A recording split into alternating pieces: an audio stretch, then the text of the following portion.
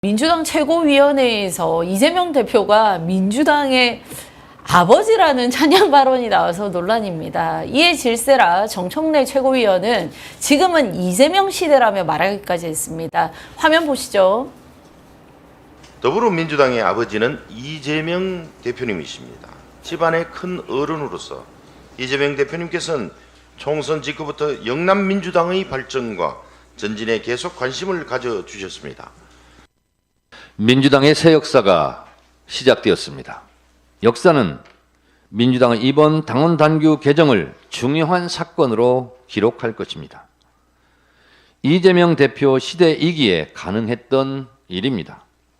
당원과 지지자 그리고 이재명 대표께 감사드립니다. 제가 참 웃으면 안 되는데 자꾸 웃음이 웃을 일은 아닌 것 같습니다. 이 강민구 지명직 최고위원이죠. 이분이 대구시당 위원장이세요. 네. 그 대구에서 저기 기초의원부터 기초의원, 광역의원을 하신 분이더라고요. 이분께서 이재명이 민주당의 아버지다 이런 발언을 하셨는데 평론가님 어떻게 생각하십니까? 방금 앵커님도 말씀하셨습니다만 네. 이게 사실은 웃음이 나와야 되는데 웃기기도 하지만 또 앞에 참담하더라고요. 맞습니다. 이게 네. 좀 너무 이렇게 이 정도까지 나가야 되는가. 제가 흔히 하는 말로 이게 좀 진짜 표현이 부족하더라고요. 어떻게 이걸 가지고 어떻게 해야 될지 제가 어휘력의 한계를 느꼈습니다. 근데 네, 참. 진짜 이 보면은 어휘력의 한계를 느끼면서 동시에 저 강민구 분의 어휘력에 제가 감탄을 했습니다. 아무리 해도 어떻게 나이도 보니까 동갑이더라고요. 두 분 이재명 예, 대표하고 64년생 네, 네. 동갑이에요. 근데 또 이재명 대표는 앉아 있고 그분은 네. 서가지고 90도로 폴더 인사를 하면서 이제 인사를 하고 악수를 하는데, 야 이게 제가 민주당을 뭐 좋아하지도 않고 좀 비판하는 입장입니다만은 민주당 입장에서 생각해도 이 민주당이 이 정도까지 무너졌나. 그리고 이분이 또 TK 이제 네. 그 대구 분이잖아요. 그 영남 선비가 너무 예. 예의가 바르신 보니까 건가요? 또 영남 선비, 영남 남인의 예법이라는 식으로 야그까지 변명을 하셨던데, 제가 이게 또 민주당에 이렇게 추락을 했구나 느끼는 게 네. 이게 진짜 실감이 되더라고요. 네. 옛날에 저기 그 과거에 10년, 20년 전에 그 대구에서 TK, PK에서 민주당을 하셨던 분들은 네. 험지에서 네. 그도 나름대로 민주화라는 가치를 가지고 거기에 자기 어떤 것을 운명을 가지고 살아왔던 분들이기 때문에 이런 거 제가 따지지 않고 했던 분들이에요. 네, 그러니까 김부겸이나 이런 분들이 그래도 네. 민주화 운동 그 가치를 가지고 하면서 그 가치 때문에 진보로서의 가치 때문에 민주당에 몸담고 험지에서 보면은 이제 그 우리 보수 국민의힘 입장에서 광주나 이런 쪽이 험지 그렇죠. 아니라 사지라고 한 것처럼 그렇죠. 옛날에는 예. 대구도 민주당한테 그랬고 지금도 네. 약간 그런 측면이 네, 있는데 네.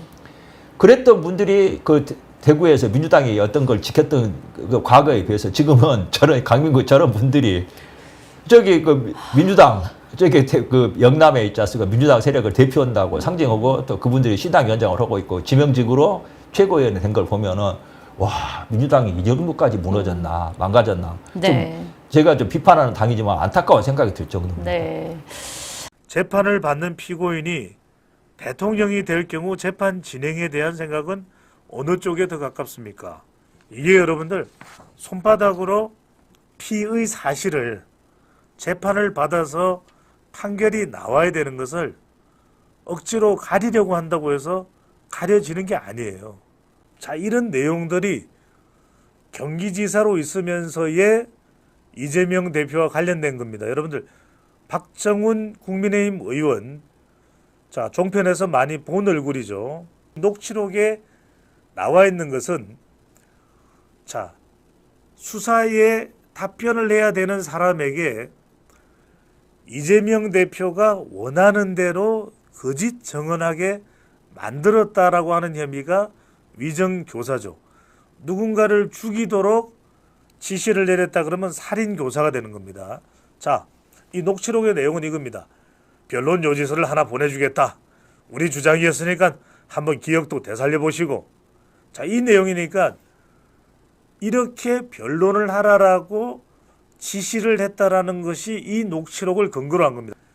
자, 이재명 대표와 이 위정을 하게 되는 김 씨가 2018년 12월경에 그러니까 지금 모든 일들이 지금 쌍방울 대북송금도 그렇고 2018년, 19년 이때 다 벌어진 거예요.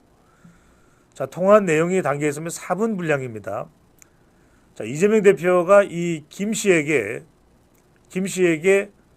주로 내가 타깃이었던 것, 이게 지금 매우 정치적인 배경이 있던 사건이었다는 점을 좀 얘기해 주면 좋을 것 같다. 변론조지서 하나를 보내주겠다.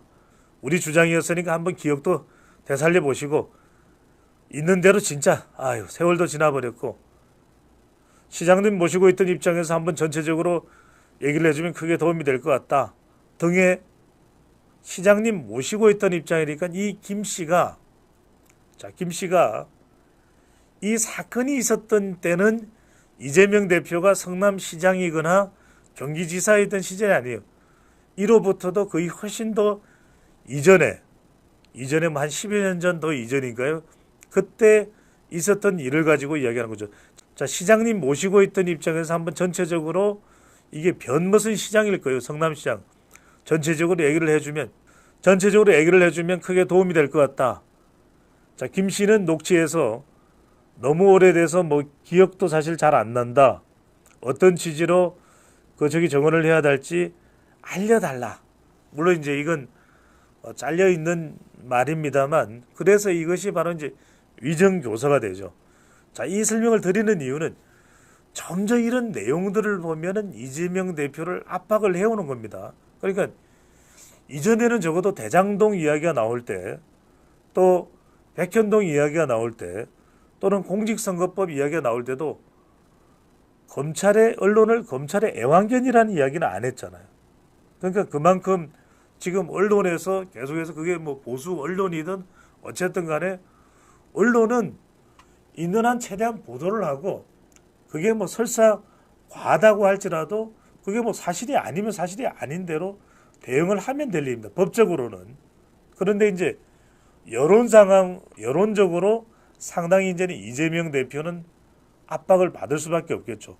그만큼 많은 이제 재판과 수사, 특히 이재명 대표가 쌍방울 가는 빤스, 내의, 속옷이죠. 속옷밖에 관련이 없다라고 했는데 이렇게 하나씩 터져 나오니까 이런 부분들은 이재명 대표가 연임하는 데 있어서의 명분도 그렇고, 지금 연임 준비를 다 끝내놓고 연임으로 가는 수순이었단 말이에요. 사실상 지금 민주당은 이재명의 민주당 자체가 이재명이죠.